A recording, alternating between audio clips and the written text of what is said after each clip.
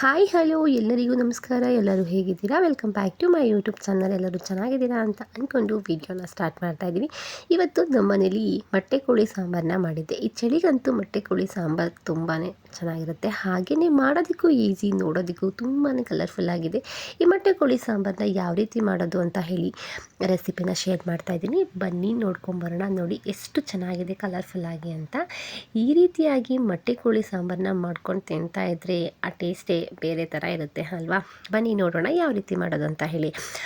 ಮೊದಲು ಮೊಟ್ಟೆ ಕೋಳಿನ ತೊಗೊಂಬರ್ತೀವಲ್ವ, ಆವಾಗ ಈ ಮೊಟ್ಟೆಗಳಿರುತ್ತಲ್ಲ ಅದನ್ನು ಸಪ್ರೇಟಾಗಿ ಹಾಕಿಸ್ಕೊಬೇಕು. ನೋಡಿ, ನಾನು ಒಂದು ಕಾಲು KG ಅಷ್ಟು ಮೊಟ್ಟೆ ಕೋಳಿನ ತೊಗೊಂಬಂದಿದ್ದೀವಿ. ಈ ಮೊಟ್ಟೆ ಚೀಲ ಅಂತ ಹೇಳ್ತಾರಲ್ವ, ಅದನ್ನು ಬೇರೆ ಸಪ್ರೇಟಾಗಿ ಹಾಕಿಸ್ಕೊಂಬರ್ಬೇಕು. ನೆಕ್ಸ್ಟ್ ಅದನ್ನೆಲ್ಲ ಚೆನ್ನಾಗಿ ವಾಶ್ ಮಾಡಿಕೊಂಡು ಒಲೆ ಮೇಲೆ ಕುಕ್ಕರ್ನ ಇಟ್ಕೊಂಡು ನಮ್ಮ 2 ಟೇಬಲ್ ಸ್ಪೂನಷ್ಟು ಆಯಿಲ್ನ ಹಾಕ್ಕೊತಾ ಇದ್ದೀನಿ. ಆಯಿಲ್ ಹಾಕಾದ್ಮೇಲೆ ಒಂದು ಸಣ್ಣ ಈರುಳ್ಳಿನ ಕಟ್ ಮಾಡಿ ಹಾಕ್ಕೊತಾ ಇದ್ದೀನಿ. ಇದನ್ನು ಚೆನ್ನಾಗಿ ಫ್ರೈ ಮಾಡ್ಕೊಬೇಕು.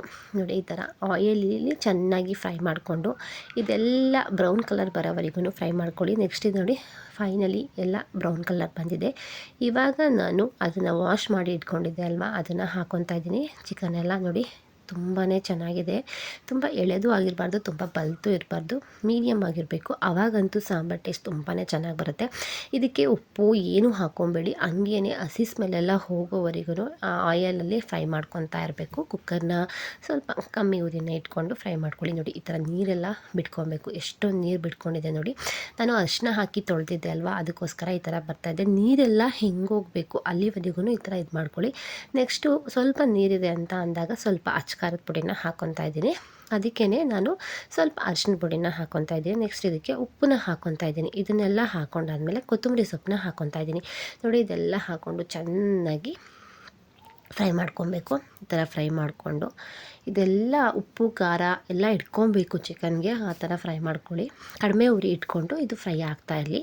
ಅಷ್ಟರಲ್ಲಿ ನಾನು ಒಲೆ ಮೇಲೆ ಬಾಣಲೆನ ಇಟ್ಕೊಂಡು ಇದಕ್ಕೆ 1 ಟೇಬಲ್ ಸ್ಪೂನಷ್ಟು ಆಯಿಲ್ನ ಹಾಕ್ಕೊಂಡು ಈರುಳ್ಳಿ, ನೆಕ್ಸ್ಟ್ ಇದಕ್ಕೆ 2 ಹಸಿ ಒಣಗಿದ ಮೆಣಸಿನ್ಕಾಯಿನ ಹಾಕ್ಕೊತಾ ಇದ್ದೀನಿ. ಒಣಗಿದ ಮೆಣಸಿನ್ಕಾಯಿ ನೋಡಿ ಸಲ ಬ್ರೌನ್ ಆದಮೇಲೆ, ಈರುಳ್ಳಿ ಸ್ವಲ್ಪ ಫ್ರೈ ಆದಮೇಲೆ ಒಣಗಿದ ಮೆಣಸಿನ್ಕಾಯಿನ ಹಾಕ್ಕೊಂಡು 1 ಗೆಡ್ಡೆಯಷ್ಟು ಬೆಳ್ಳುಳ್ಳಿನ ಹಾಕ್ಕೊತಾ ಇದ್ದೀನಿ. 1 ಇಂಚಷ್ಟು ಶುಂಠಿನ ಹಾಕ್ಕೊತಾ ಇದ್ದೀನಿ. ಇದೆಲ್ಲ ಚೆನ್ನಾಗಿ ಫ್ರೈ ಬ್ರೌನ್ ಕಲರ್ ಬರೋವರೆಗೂ ಆನಿಯನ್ ಚೆನ್ನಾಗಿ ಫ್ರೈ ಮಾಡ್ಕೊಳ್ಳಿ. ನೆಕ್ಸ್ಟ್ ನೋಡಿ, ಇದಕ್ಕೆ ಮಸಾಲೆಗಳನ್ನ ಹಾಕ್ಕೊತೀನಿ. ಚಕ್ಕೆ, ಲವಂಗ, ಏಲಕ್ಕಿ, ನೆಕ್ಸ್ಟು ಮೆಣಸು, ಇದನ್ನೆಲ್ಲ ಹಾಕ್ಕೊತಾ ಇದ್ದೀನಿ. ಗಸಗಸೆನೂ ಹಾಕ್ಕೊಳ್ಳಿ, ತುಂಬಾ ಚೆನ್ನಾಗಿರುತ್ತೆ. ಇದನ್ನೆಲ್ಲ ಹಾಕ್ಕೊಂಡು ಚೆನ್ನಾಗಿ ಫ್ರೈ ಮಾಡ್ಕೊಳ್ಳಿ.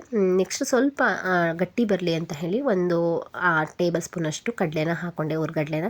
ನೆಕ್ಸ್ಟು 1 ಚಿಕ್ಕ ಟೊಮೊಟೊನ ಹಾಕ್ಕೊತಾ ಇದ್ದೀನಿ. ಅದನ್ನು ಸಹ ಹುಳಿ ಟೊಮೊಟೊ ಇದ್ದರೆ ಅದನ್ನು ಹಾಕ್ಕೊಳ್ಳಿಲ್ಲ, ಜಾಮೂನ್ ಟೊಮೊಟೊ ಇದ್ದರೆ ಜಾಮೂನ್ ಟೊಮೊಟೊ ಹಾಕ್ಕೊಳ್ಳಿ. ನೆಕ್ಸ್ಟು ಕಾಯಿ, ಸ್ವಲ್ಪ ಅರ್ಧ ಕಪ್ ಅಷ್ಟು ಕಾಯಿನ ಹಾಕ್ಕೊತಾ ಇದ್ದೀನಿ. ಇದನ್ನೆಲ್ಲ ಹಾಕ್ಕೊಂಡು ಚೆನ್ನಾಗಿ ಫ್ರೈ ಮಾಡ್ಕೋಬೇಕು.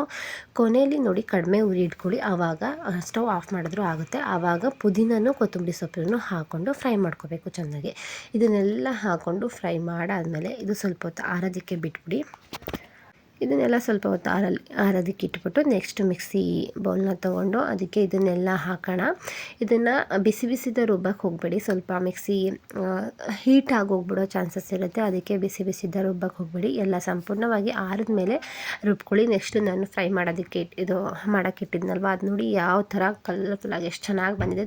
ಕ್ಲೀನಾಗಿ ಹಸಿ ಸ್ಮೆಲ್ಲೆಲ್ಲ ಹೋಗಿ ಫ್ರೈ ಆಗಿದೆ. ನೆಕ್ಸ್ಟ್ ನಾನು ರುಬ್ಕೊಂಡು ಬಂದಲ್ಲ, ಆ ಮಸಾಲೆ ಎಲ್ಲ ಹಾಕ್ಕೊತಾ ಇದ್ದೀನಿ.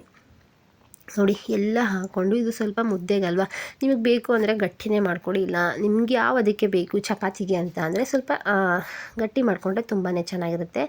ನೋಡಿ, ಎಲ್ಲ ಫೈನಲಿ ಎಷ್ಟು ಚೆನ್ನಾಗಿ ಬಂದಿದೆ. ಎಲ್ಲ ಹಾಕಾಯಿತು. ಮೊಟ್ಟೆ ನಾನು ತೊಗೊಂಡಿದ್ದೆ ಅಲ್ವಾ, ಅದನ್ನು ಫಸ್ಟೇ ಹಾಕಕ್ಕೆ ಹೋಗ್ಬಿಡಿ ಯಾವಾಗಲೂ. ಇದು ಸ್ವಲ್ಪ ನನಗೆ ಸಪ್ಪೆ ಅಂತ ಅನ್ನಿಸ್ತು. ಆವಾಗ ಅದಕ್ಕೆ ಸ್ವಲ್ಪ ಅಚ್ಕಾರದ ಪುಡಿ ಹಾಕ್ಕೊಂಡೆ. ಹಾಗೆಯೇ ಅಚ್ಕಾರದ ಪುಡಿ ಜೊತೆಗೆ ಧನಿಯಾ ಪೌಡ್ರನ್ನು ಹಾಕ್ಕೊತಾ ಇದ್ದೀನಿ. ಇದನ್ನೆಲ್ಲ ಹಾಕ್ಕೊಂಡು ಚೆನ್ನಾಗಿ ಮಿಕ್ಸ್ ಮಾಡ್ಕೊಬೇಕು. ಇದೆಲ್ಲ ಫೈನಲಿ ಉಪ್ಪು ಖಾರ ಎಲ್ಲ ಈ ಟೈಮಲ್ಲಿ ನೋಡ್ಕೊಂಬಿಡಿ, ಉಪ್ಪು ಖಾರ ಸರಿಯಾಗಿದೆಯಾ ಅಂತ ಹೇಳಿ. ನಾನು ಇವಾಗ ನೋಡಿ ಉಪ್ಪು ಹಾಕ್ಕೊತಾ ಇದ್ದೀನಿ. ರುಚಿಗೆ ಎಷ್ಟು ಬೇಕೋ ಅಷ್ಟು ಉಪ್ಪು ಹಾಕ್ಕೊತಾ ಇದ್ದೀನಿ. ಈ ಟೈಮಲ್ಲೇ ನೋಡ್ಕೊಂಬಿಟ್ರೆ ಉಪ್ಪು ಖಾರ ಎಲ್ಲ ಬೇಯೋದಕ್ಕಿಂತ ಮುಂಚೆನೇ ಗೊತ್ತಾಗುತ್ತಲ್ವ, ಅದಕ್ಕೆ. ನೆಕ್ಸ್ಟ್ ಇದೆಲ್ಲ ಕರೆಕ್ಟಾಗಿದೆ. ಇವಾಗ ನಾನು ಕುಕ್ಕರ್ ಲಿಡ್ನ ಕ್ಲೋಸ್ ಮಾಡಬೇಕು. ಇವಾಗ ನಾನು ಅದೇ ಮೊಟ್ಟೆ ಚೀಲನ ತೆಗೆದಿಟ್ಕೊಂಡಿದ್ದೆ ಅಲ್ವ, ಅದನ್ನು ಹಾಕ್ತಾಯಿದ್ದೀನಿ. ಫಸ್ಟೇ ಹಾಕ್ಬಿಟ್ರೆ ಒಂಥರ ಕೆದಕ್ತಾ ಇರ್ತೀವಲ್ವ ಆ ಥರ ಎಲ್ಲ ಕಲಸೋದಂಗೆ ಆಗಿಬಿಡುತ್ತೆ. ಅದಕ್ಕೆ ಫೈನಲಿ ಒಂದು ರೌಂಡು ಕೆದಕ್ಬಿಟ್ಟು ಕುಕ್ಕರ್ ಲಿಡ್ನ ಕ್ಲೋಸ್ ಮಾಡೋಣ. ನೋಡಿ ಕ್ಲೋಸ್ ಆಯಿತು. ಒಂದು 2-3 ವಿಷಲ್ ಹಾಕಿದ್ರೆ ಆರಾಮಾಗಿ ಬೆಂದಿರುತ್ತೆ. ಎಳೆದು ಆಗಿದ್ರೆ 1-2 ವಿಷಲ್ ಸಾಕು. ಸ್ವಲ್ಪ ಬಲ್ತಿದೆ ಅಂದರೆ ಒಂದು 3 ವಿಷಲ್ ಹಾಕಿದ್ರೆ ಬೆಣ್ಣೆ ಥರ ಬೆಂದೋಗಿರುತ್ತೆ. ಈ ನಾಟಿ ಕೋಳಿನೂ ಅಷ್ಟೇ, ಸ್ವಲ್ಪ ಮಟನ್ ಥರ ಬೇಗ ಬೇಯಲ್ಲ. ಏನಂತ ಅಂದರೆ ಬಲ್ತು ಹೋಗ್ಬಿಟ್ಟಿದ್ರೆ ತುಂಬ ಕಷ್ಟ ಆಗುತ್ತೆ ಬೇಯಿಸೋದು. ಇಲ್ಲ ಅಂದರೆ ಕಂಪ್ಲೀಟಾಗಿ ಒಂದು 3 ವಿಷಲ್ ಹಾಕೋಷ್ಟರಲ್ಲಿ ಕಂಪ್ಲೀಟಾಗಿ ಬೆಂದ್ಬಿಡುತ್ತೆ. ಚಪಾತಿ, ಅನ್ನಕ್ಕೆ, ಮುದ್ದೆ ಜೊತೆ ಎಲ್ಲದ್ರ ಜೊತೆನೂ ಕಾಂಬಿನೇಷನ್ ತುಂಬಾ ಚೆನ್ನಾಗಿರುತ್ತೆ. ನಮ್ಮನೆ ಸ್ವಲ್ಪ ಗಟ್ಟಿ ಬೇಕು ಸಾಂಬಾರು, ತೆಳ್ಳೆ ಇದ್ದರೆ ತಿನ್ನಲ್ಲ, ಅದಕ್ಕೋಸ್ಕರ ಸ್ವಲ್ಪ ಗಟ್ಟಿನೇ ಮಾಡಿದ್ದೀನಿ. ನಾಟಿ ಕೋಳಿ ಸಾಂಬಾರಂತೂ ಇವತ್ತು ತುಂಬಾ ಚೆನ್ನಾಗಿ ಬಂದಿತ್ತು.